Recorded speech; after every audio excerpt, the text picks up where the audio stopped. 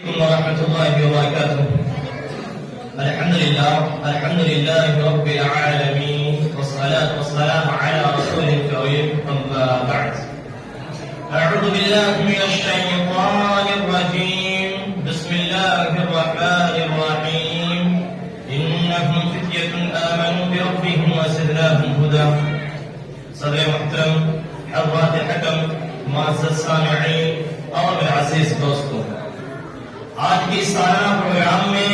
میرا مرد خطابت ہے آج کے تغیر پذیر دور میں مرد مومن کی ذمہ داریاں.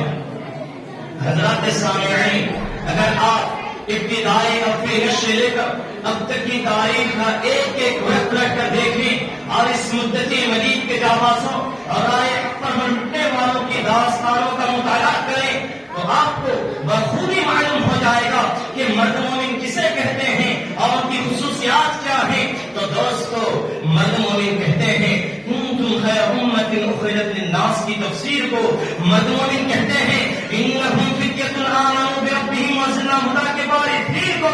مرد مومن تو وہ ہے جن کا کردار ان مکنہم فی الارض اقاموا الصلاۃ کا اعلان ہو. مرد مومن نام ہے رحمت للعالمین کے اکثر زمان کے پرتوں کا اور شاعر اسلام کی شعر کے سراپا مصداق کا کہ قہاری و غفاری و قدوسی و جبروت، کہ قہاری و غفاری و قدوسی و جبروت یہ چار عناصر ہوں تو بنتا ہے مسلمان.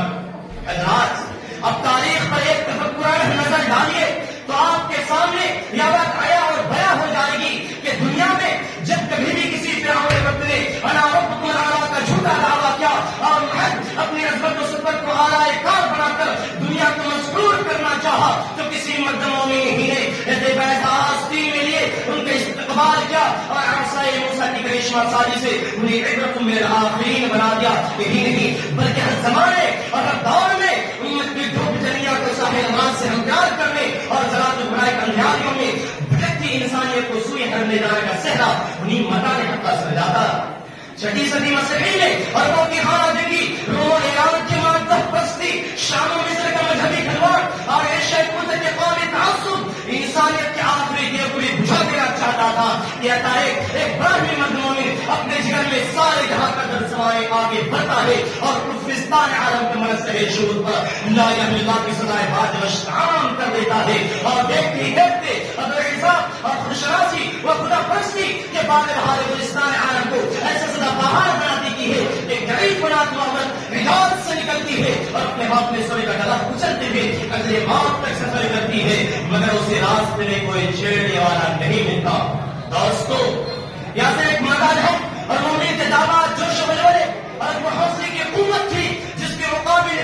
جس سوئے زمین کی فطر پر پڑتی ہے وہ قول اللہ قال رسول کے نغمہ سنجھے اس فدائے ڈھونڈنے لگتی ہے. ایک مرد مومن ہوا کے دوش پر نہیں چلتا بلکہ پیدا ہی کیا گیا ہے بہتے ہوئے دھارے کر پھیر دینے کے لیے مسائل کے سامنے سر جھکا دینا، قضا و قدر کا عذر پیش کرنا ایک مرد مومن کا کام نہیں ہے. سچ کہا ہے شاعر نے، کافر ہے جو شمشیر پہ کرتا ہے بھروسہ، کافر ہے تو شمشیر پہ کرتا ہے بھروسہ، مومن ہے تو بےقید بھی لڑتا ہے سپاہی. دوستو، یہی نہیں بلکہ دنیا میں سینکڑوں ہزاروں فتنوں نے جنم لیا لیکن جب جب بھی کوئی فتنہ اٹھا کبھی کسی شخص کی قوت نے اس سے مردانہ وار مقابلہ کیا. تاریخ بتاتی ہے اخلاقی انحطاط کے لیے حسن بصری رحمہ اللہ اور فتنہ قرآن کا پریوگ کرنے کے لیے امام غزالی رحمہ اللہ اور صلیبی نہایت کے لیے نور الدین سنگی رحمہ اللہ اور صلاح الکریم رحمہ اللہ نے جنم لیا اور بڑے فتنوں کے سرے غرور پر کچل ڈالا اور کائنات کے ذرہ ذرہ پر یہ تحریر نقش کر دی کہ باطل سے دبنے والے یا آسمان نہیں ہم،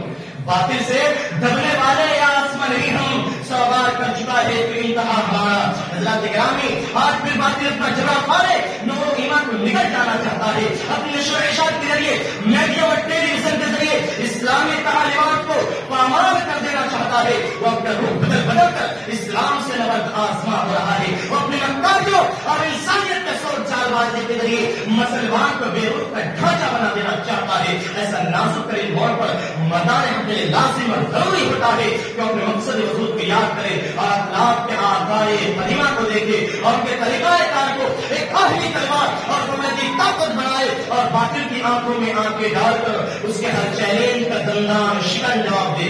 کیونکہ اب وہ وقت نہیں رہا کہ ہم قرآن حدیث کے نسخے کو محل وظیفہ جان کر پڑھتے رہے اور ایک بار حالی کی